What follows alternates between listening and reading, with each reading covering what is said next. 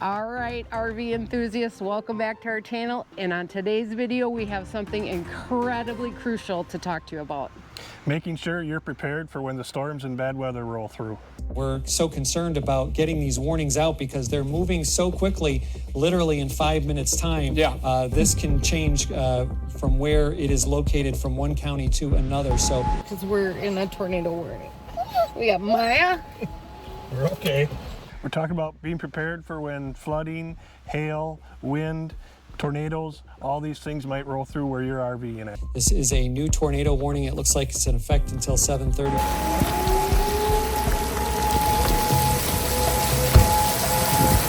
And if you don't know who we are, I'm Deb. I'm Joel. This is our dog Maya, and we are chasing our sunshine.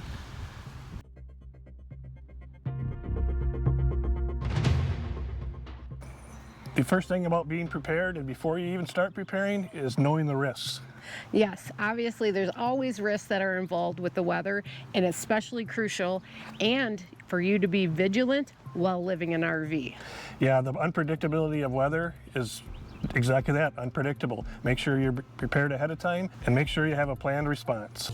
West of hail, that's indicating where we do have those higher wind speeds that may reach an upwards of 70 miles per hour. And we're going to walk you through what we have done and how we have prepared for such emergencies such as this, whether you're actually stationary or while traveling. Yesterday's weather, we had been watching all the way when it was coming from Iowa all day long, and for the whole day they were saying it was pretty much going to miss our exact area, but at the last second it changed and we had to scoot along. Yes, we actually evacuated from our RV yesterday. I know you're watching this on Sunday, but we're filming this on Wednesday, so sorry if that's a little confusing when we keep saying it was yesterday. But we did evacuate for our own safety, and we are grateful we did. All right, this is the first. We're heading to the house at our campground. That's the lodge because we're in a tornado warning. We got Maya. We're okay. This has a basement.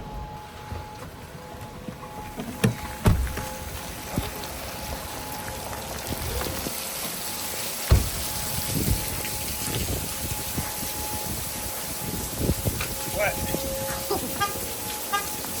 Oh, that might be ours. That's our package. It wasn't supposed to come till tomorrow. Maya? Come on. Stay here, we're going to dry you off. Stay here. Sit. Just last night we were in a tornado warning, and the tornado hit just a few miles away from where we are camping. It's a stark reminder of why you need to have your emergency plan in place, know what you're going to do during the warning, and know where you're going to go, and make sure you take care of your elderly, pets, and those that can't move on their own. One thing you may need to consider when a storm is rolling in is whether you're going to stay put or get on the move and get out of the storm's path. If that's the case, you might want to have a pre-planned destination, alternative routes planned, and make sure that your gas tank is full in case you need to stop along the way or in case you need to run the generator. The other good thing to do is have some apps that are helpful to you. We use On the Way, Windy, and AccuWeather to make sure we're staying up to date on all the storms. All right, you've determined that relocating isn't a possibility, so you need to make sure you anchor your RV as best as possible by using chocks, blocks, your available stabilizers, and even consider taking your slides in. The other day when this storm came upon us, we were going to bring our slides in because the wind was going to be so severe, but it snuck up on us because we didn't think it was going to come near us, and we didn't have time because we got a new Starlink and we forgot the wire was going through one of the slides. So we didn't have time to do that. We just had to get out of our RV, go up to a safe spot at this campground for our safety and for Maya's. Besides securing your own RV, there's other things that you need to consider, including essentials that you're going to want to take with, and a so-called AKA go bag. let's show you what we have in ours. We have this in our car at all times and it's ready to go. It includes some food for Maya for emergency situations. We have a bag that actually has some non-perishable foods, which is also always important to have with just in case for snacks. We have toothbrushes and toothpaste in here too, along with extra medication and deodorant in case of that emergency, and a toy for Maya just in case as well. Another thing that you're going to want to remember to grab as well is your dog's leash. Ours comes with this nice handy thing that it has extra treats on one side and the all essential poop bags for any dog. And we also have extra clothing and jackets in here as well that we carry with and are always in. And most important is a first aid kit. These are easy to find and easy to use, simple. Another thing that's important, always have in your car is extra bottles of water, just in case you need to drink and the water isn't clean anymore. You obviously can boil water as well if that's necessary, and know where an extra set of keys is and have these hidden somewhere in the RV as well, just in case. Emergencies hit, and they hit fast sometimes, like it did in our case for this previous storm. Being prepared ahead of time is what's important. Now, another thing that's important is having good friends that show up to the house and they were prepared with candles, a flashlight, and wine. That's a good friend, and that's someone that's prepared for a storm. A couple other things you're going to want to have with you is a reliable flashlight, a portable charger for your phone, and make sure you have the right wires. One thing you might want to consider is have an area that's easily accessible to everybody. Like we use the front of our refrigerator to write down vital information in case there is an emergency. First thing you want to include is the county name, because that's how they issue storm warnings in the United States. And if you're not familiar with the area, you might not even know what county you're staying in. Also your campground name, and include your site number. We also want to have the campground phone number and the local area non-emergency number so you can get hold of the emergency services if needed to, and if always, call 911 if it is a true emergency.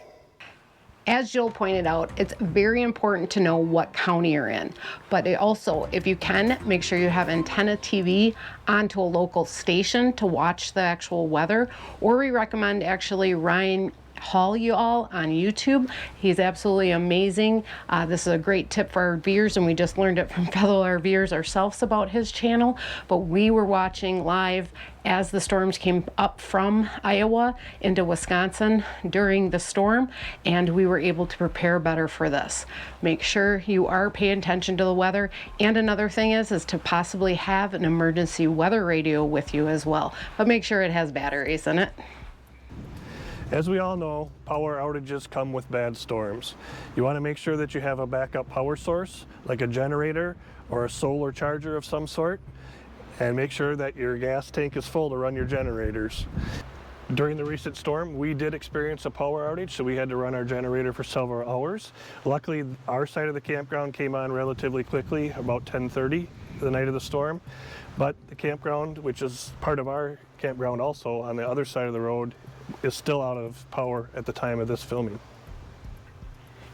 Another thing you need to consider is figuring out where the emergency shelters are, the locations for each campground. Some are different. Ours here, where we stay for the summer, is actually a rental house that's across the road that has a full basement. So that's where we headed when the storm hit.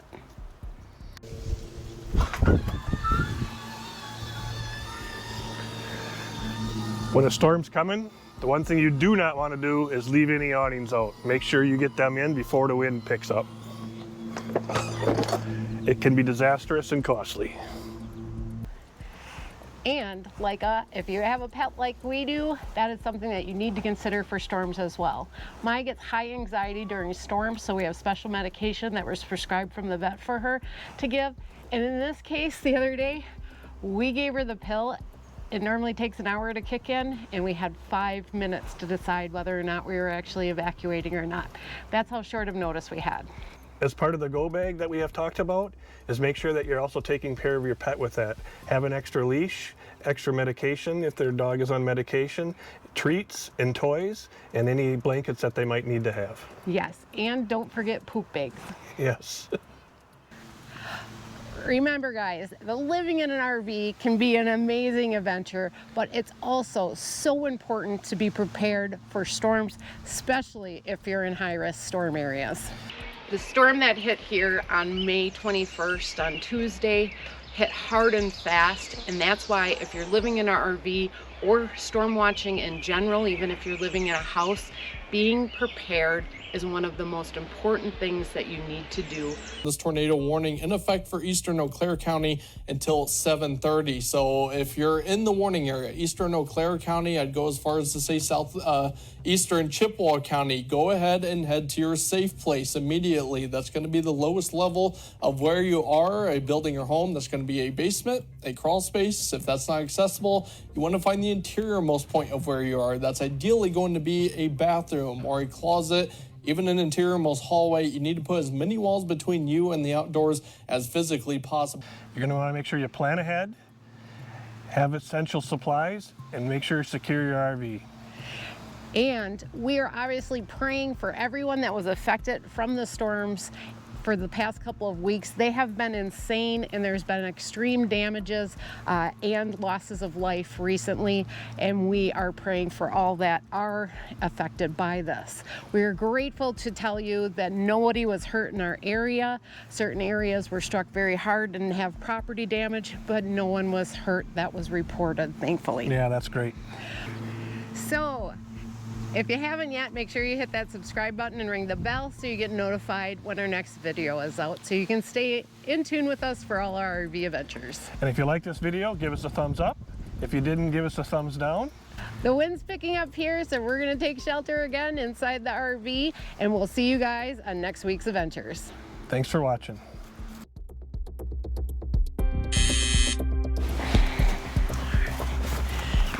You wanna start it? I can.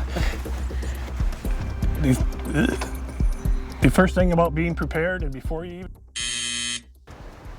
Stop it.